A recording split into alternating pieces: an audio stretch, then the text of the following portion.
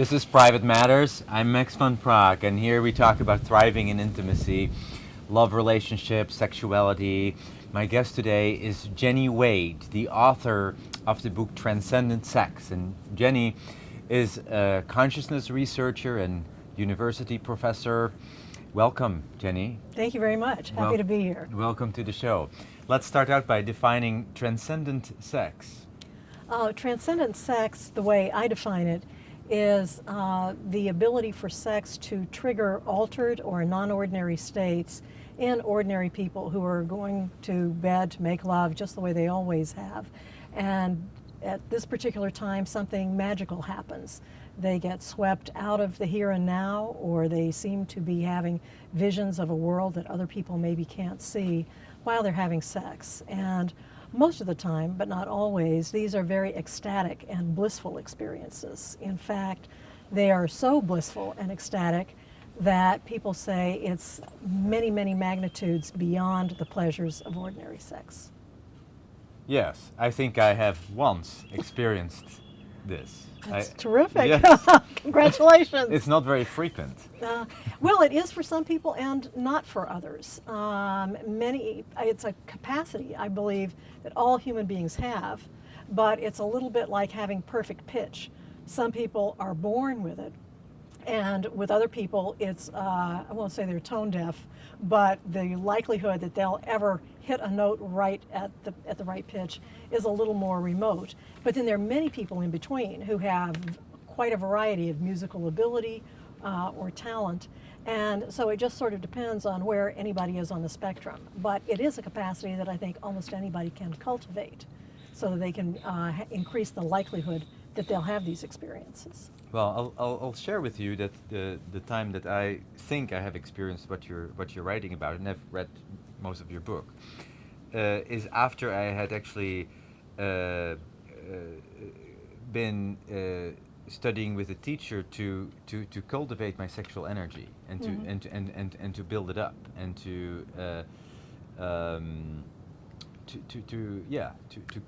cultivate sexual energy. So I became a very powerful magnet. And when I got together with a woman, then it was like, yeah, I'm no longer here. I no longer exist, like beyond the comprehension. It wasn't. It had nothing to do with the compatibility of that particular relationship. It was purely an experience. Yeah. Were you still aware of your lover at the time? Were you still in the same room and aware of where you were, what you were doing, who you were with, or did it take you beyond where you were? I felt like I stopped existing. It was like there was no sense of time and place anymore. No, I wasn't that aware of my lover, I think. Yeah. I was completely out of it. And I'm sure that you wouldn't write this book if you hadn't experienced this as well. That's true. That's true. But I had different kinds of experiences, and that's what's so magical about these, is that people can have a huge variety of different kinds of experiences during sex. They're not by any means the same, and I thought that they would be when I started out my research. In fact, I was imagining that there were maybe 4 or 5 kinds of experiences, or that they would fall neatly on some kind of a continuum from maybe not so special to way, way out there or very strange. But I didn't find that to be the case at all. In fact, my research got bigger and bigger and bigger because there were so many different kinds of experiences that people had during sex. Name a few. What are we talking about?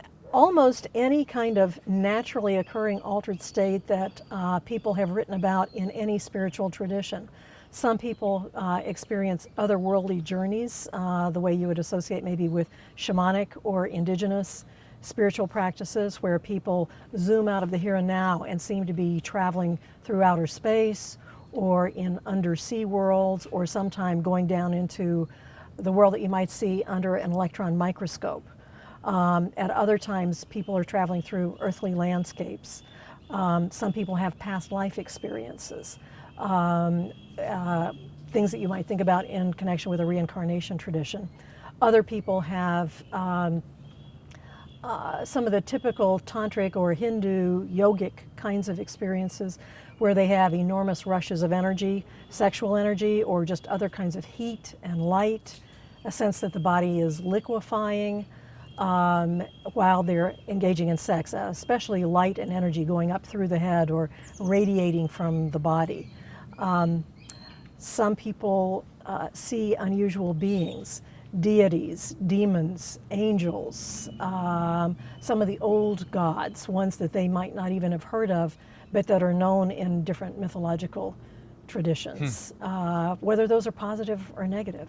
And then some people go into what they think of as the kingdom of heaven, the non-dual highest states of attainment that are recognized in the Western spiritual traditions like Christianity, Judaism, and Islam, or into the void or the non-duality that lacks personality, the nothingness that you find in Eastern traditions like Buddhism and Hinduism. And those experiences that you have encountered in your research, are they in established solid relationships or marriages, or with random one-night stand, or people just running into each other, or is there no no rule? There is no rule.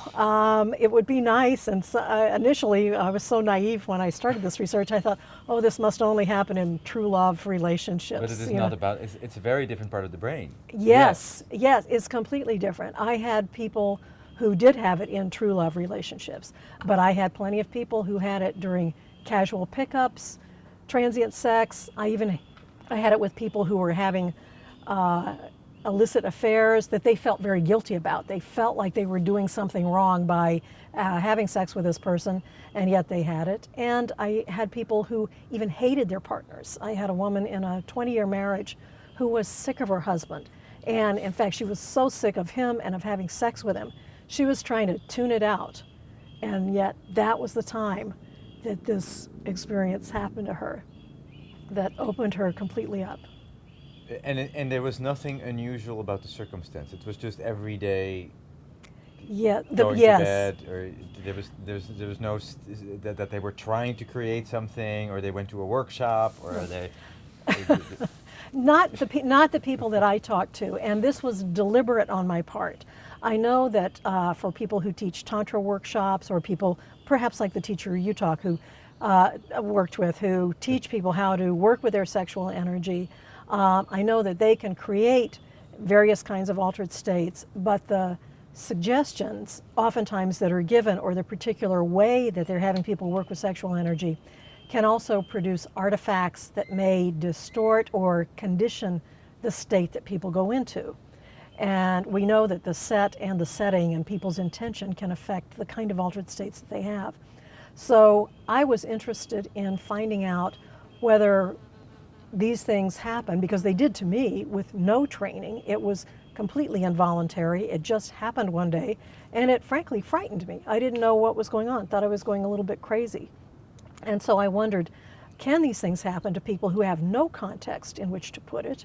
They're not being trained, or they don't have a spiritual background that would lead them to think this is possible. And if they can happen, what happens to those people that aren't trained a particular way? And how do they understand what happens to them? You know, do they think it's scary? Do they think it's spiritual? Do they think it's sexual? Right, because your book is not called Sexual Healing. This is not a sexual experience that helps people heal the past, which also is possible, and maybe sometimes it's the same, that what you're describing, that somebody who has been traumatized is receiving such bliss that the whole past is erased. I mean, I believe that it's possible, and some sex therapists say that, you know, for example,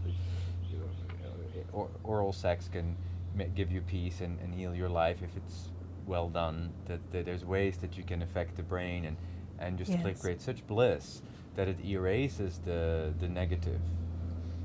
But that's not what you're talking about. Well, no, but that actually was a side effect of the kind of sexual experiences that I'm talking about. I asked people after they were describing what had happened to them, what effect it had on their lives, or had they changed as a result of these states that had happened to them. And people reported enormously positive changes. About 10% of my sample were people who had been sexually abused as children, men and women both. And all of them reported an ability now to be fully present during sex, not to dissociate, to be able to feel their bodies rather than to be numb or feel, feel completely out of them, to be orgasmic. In fact, one woman that I talked to had had such severe vaginismus that she was unable to be penetrated.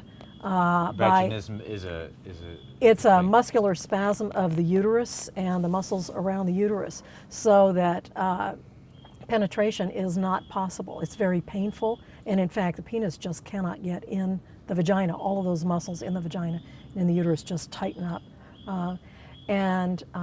So even with a very patient, wonderful lover, a man she was crazy about, she could not relax enough to have regular sex. But after working with him and a couple of sexual healers, she began to have these ecstatic states. And in fact, they were so powerful that she now acts as a sexual surrogate to help other people with their sexual problems. She's fully orgasmic, and she's one of the most sensual people that I talked to during my studies. Now, but this is a different path than the path of intimacy, probably, because being a sexual surrogate doesn't necessarily help you have a stable, intimate relationship. That's right. You would agree with that? Yes, yeah. yes. It's a different path. But I was just surprised that she would even consider doing something like that, given the past that she had. Okay, so we're talking about out of the ordinary experiences that can be frightening. They can be healing. They can be all kind of things. And you said just before we started that your research hasn't always led to people having better sex. Tell us about that. Not necessarily. Well, I would say the sex tends to be better, but people's expectations have been raised or changed. Some of the people who have experiences like this, suddenly new doors are open and they want to have sex like this all the time, this kind of transcendent, ecstatic sex.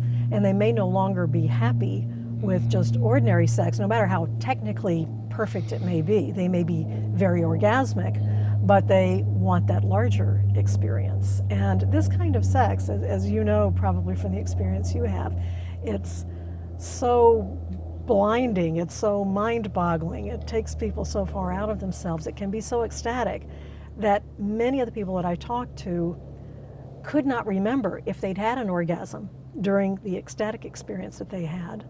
Some of the men in particular said they didn't like to have an orgasm because then that ended the state for them. It doesn't tend to end it for all women, but some women said, I don't want to have an orgasm while that's going on. Why would I have that stupid little spasm when I can have all of this? It's a distraction. So as much as I love orgasms, I really love these states, and they have a compelling quality that's way beyond regular sex. And what about your findings about this? You just said, well, people want this again. We're not talking about sexual addiction.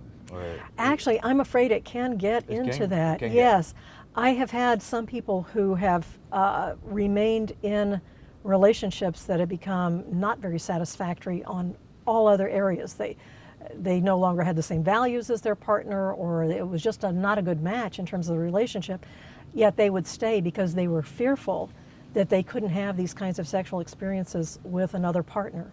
And they would oftentimes stay in dysfunctional relationships much longer than they should have for fear of not having it. And it was true that some of these people, when they did finally leave their partners, couldn't find someone else with whom they could have those same experiences. One woman became celibate. She said, if I can't have that, I'm just not going to have another partner.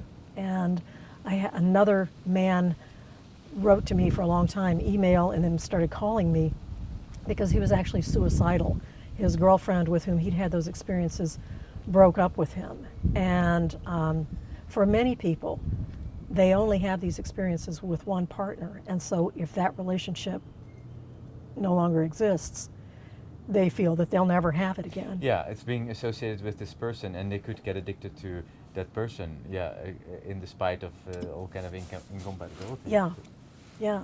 or just decide that they don't want to have sex any other way. And there were a couple of people who just went after that kind of sex and any partner with whom they thought they could have that kind of sex. And so it was no longer about the partners, it was no longer about the relationship, it was just about repeating that experience, very much like an addiction. And that's unfortunate, but it is, people can get addicted to this kind of bliss or this kind of ecstasy and miss the bigger picture. Alternatively, some people change a lot as a result of these experiences. The single largest category of change, of personal transformation that I had for people who'd had these experiences was that they became spiritual seekers. These experiences had so much of a spiritual dimension or component to them that I had people who changed their religion if they'd been brought up in one tradition, but I'd had an experience that didn't match what they believed about that tradition, they might change. I had Christians who became Buddhists. I had Jews who became Christians. People were doing a lot of changing to try to find a path that matched their experience. Or I had people who were atheists and agnostics who suddenly took up a spiritual path because now they had to believe in God. They had had such an intense experience. So the definition of transcendent sex is that it changes your life, and how you see things. And It seems to, for the most part. But it doesn't necessarily help you be in a healthy relationship. No, not necessarily. What was saddening to me and surprising was that the vast majority of the people that I talked to never told their partners that they had had one of these experiences.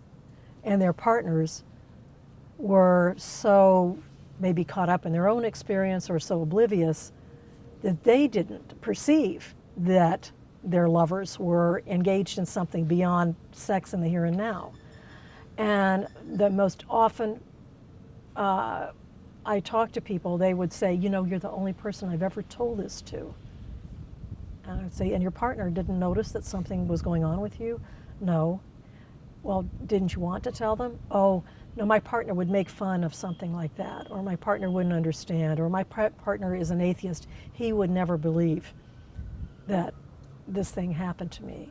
And so I learned that not only do people have sexual secrets, most people have spiritual secrets, a lot like the way near-death experiences were early on. They were so sacred and so moving, profoundly moving to people, they didn't want to talk about them because if they even tried to bring it up, other people would say, oh, you're crazy, or you were just, you know, you were in such a strange state, nothing really happened, or try to talk people out of it.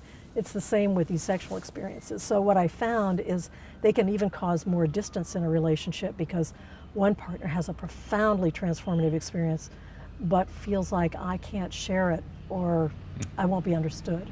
Because it's usually not mutual? Yes, usually usually not. It's not mutual. It's one person.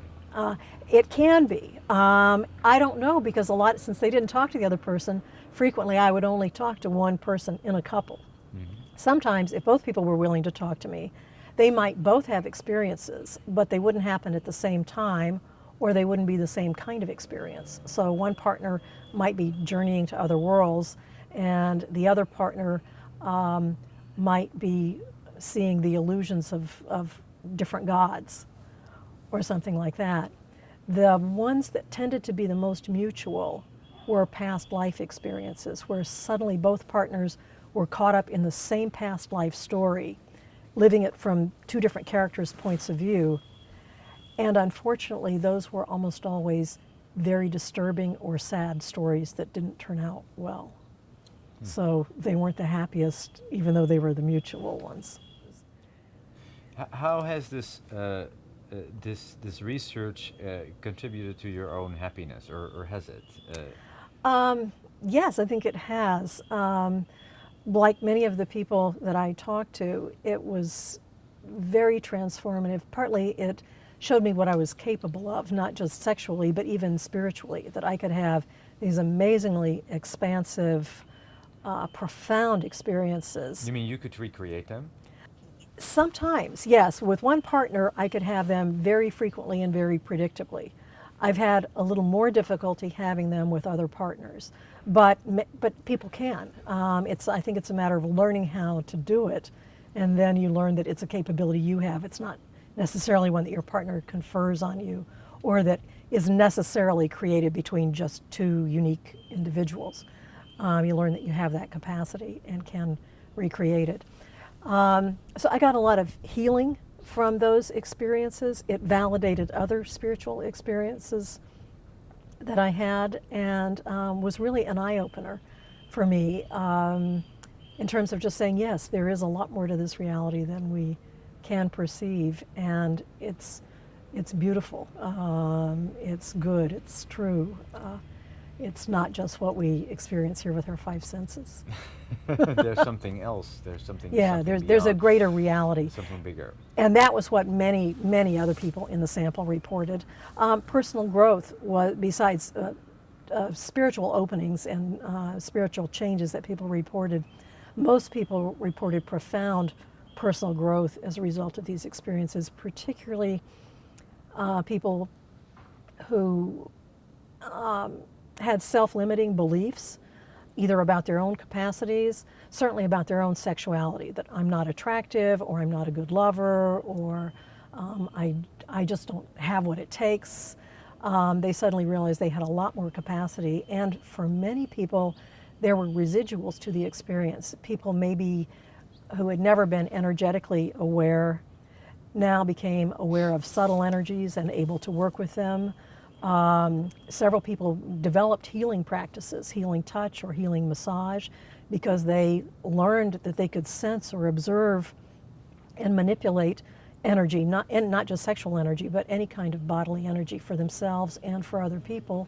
And some people had paranormal abilities afterwards. They had an ability to be more telepathic, to pick up on the unseen or unspoken thoughts and feelings of others.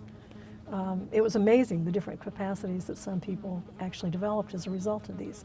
And it's very much like other kinds of spiritual training. These just happened to a sample that was not in training of any kind. And wasn't looking for that. It wasn't looking for it. Yeah, they were surprised. And so the good that it does to talk about this is that people can recognize, oh, I've had that, or yeah, this is possible. Yes. It's not in a regular book about sex or tantra. No. It says this is available to anybody, and for a lot of people, it made sense of experiences that they'd had that they were confused about or puzzled by. I don't know what's happening to me. Many people thought they were going crazy, or what is this? Some people are frightened, particularly if they go out of body. People have thought that they were dying, and they've gotten extremely afraid, and just don't know what's happening. And for you, I mean, if you're talking about other people experiencing these changes in religion or capacity or capabilities, for you, was it that you started doing the research through this, or what else happened for you as a result? How did it change your life? Yes, well, for one thing, I did start doing the research because I had this experience. It turned out my lover was also having experiences. I didn't know it because he had never said anything to me about his. So we had a conversation and we found out, oh, we're both having these, and ours were completely different. So then I started talking to other researchers in altered states, some of my colleagues, and some of them said, oh, yes. Some said, oh, it must be Tantra. And I said, no, I'm just talking about what happens with no special training. And so it got me to do all this research, which, as it turned out, has been helpful to a lot of other people, which for me, that's the good part about it, and to find out the benefits that it has had for others. I was having other spiritual experiences, through meditation and other practices, but what I liked about these is that they were more heartful in a way. They packed more of an emotional wallop than, for me, straight meditation does, even when I had maybe ecstatic meditational experiences. And I would say in general, that was what most people reported, that these, because they do happen in the context of sex with a lover, even if it's a casual relationship, and even if the lover disappears, as yours did, sort of if you're just in this wonderful place like the void, it's just nothing but light or something like that,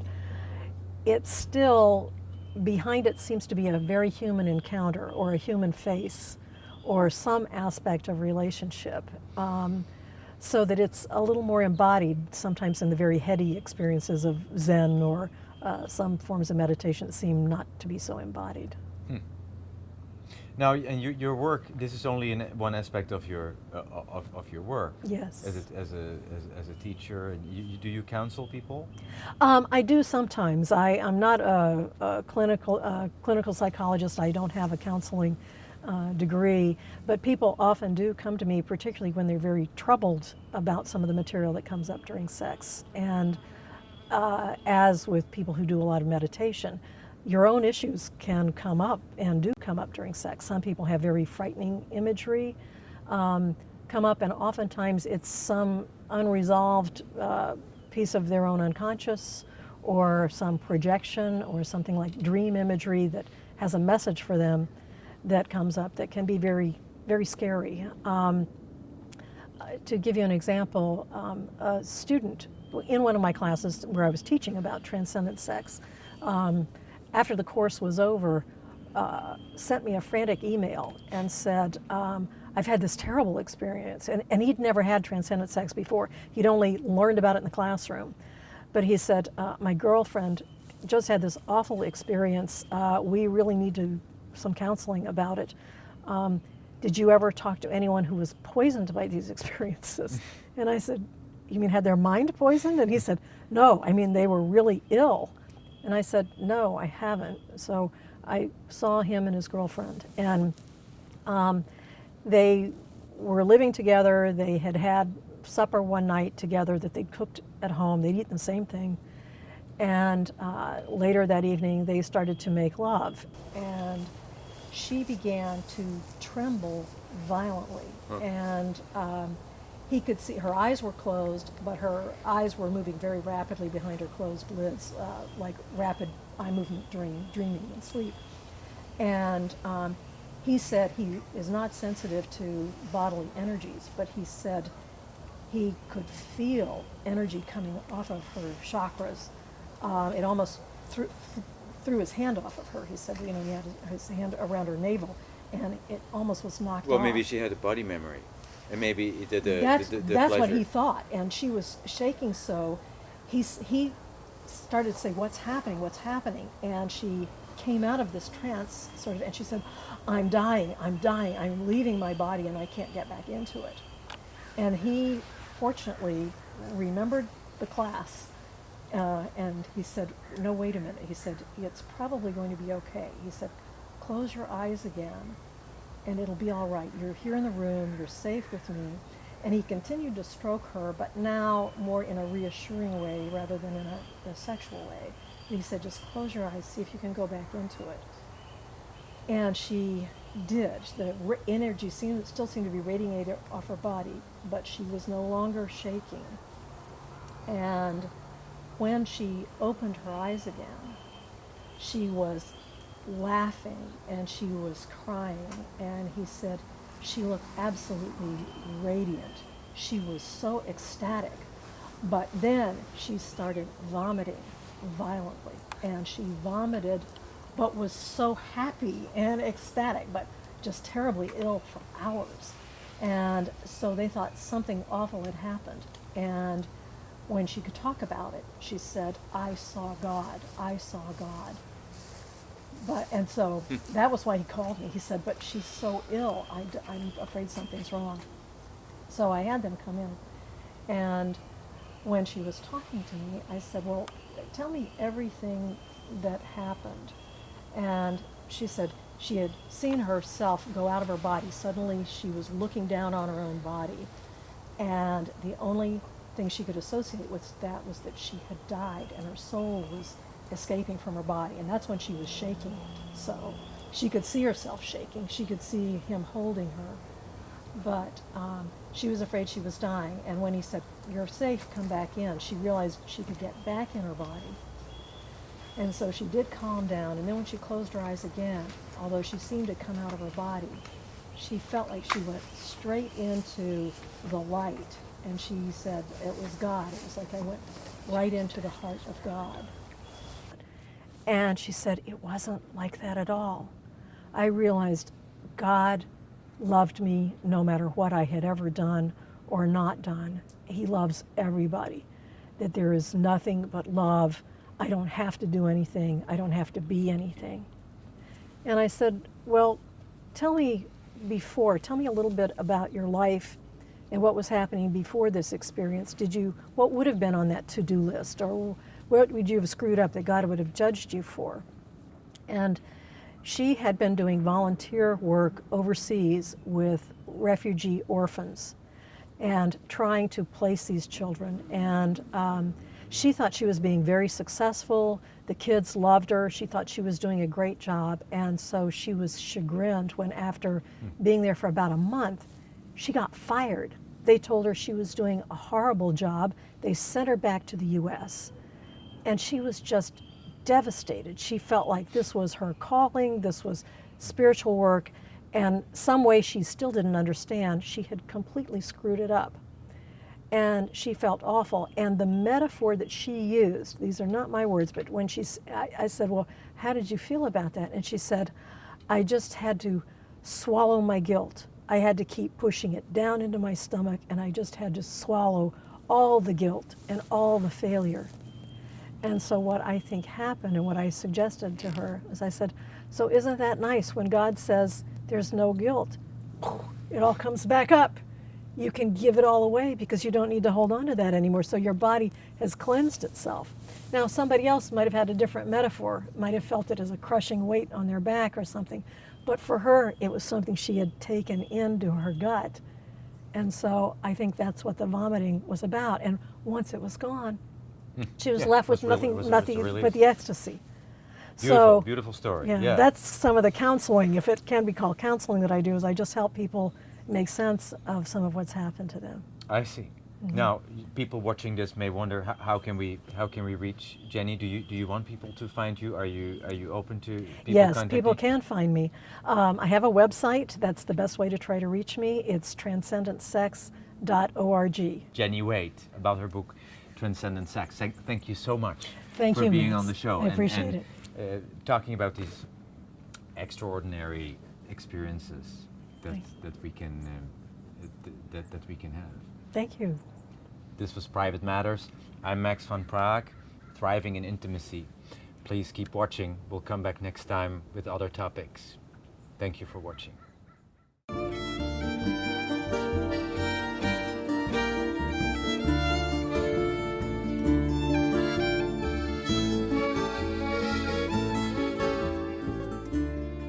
Si vos escrevem, no estàs escrevent. Si vos esquecem, no estàs esquecent. A teu dia que vou voltar. Si vos escrevem, no estàs escrevent. Si vos esquecem, no estàs esquecem. A teu dia que vou voltar.